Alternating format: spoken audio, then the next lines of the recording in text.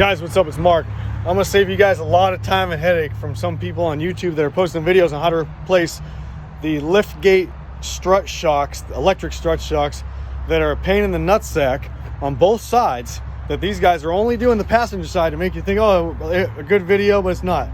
The point is, this is one's replaced, easy. Clip here, clip there. Pull the sucker off, clean your knobs and male and female knobs. This side's the problem side. Clip here, clip here. Problem is, it's got the grommet that goes in here. I got mine on Amazon for like, I don't know, 100 and something. And it's got the piece right here that connects. You don't use this piece anymore, pull it right through. But the problem is getting access to this clip. Guys are like, oh, pull this down, break that, pull that. No.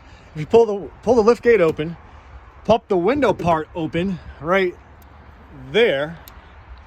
Once you access that, pull your weather stripping back, and you can just barely reach down in there. Pull this down, and there's a clip. You pop that, it's a pop clip. Pop the clip down, pull your pin connector, 10-pin connector down, floss it through, put the new one in, and you're done. That's it. You don't need to take off all the panels and all the stuff like people are talking about. Thanks, bye. See ya.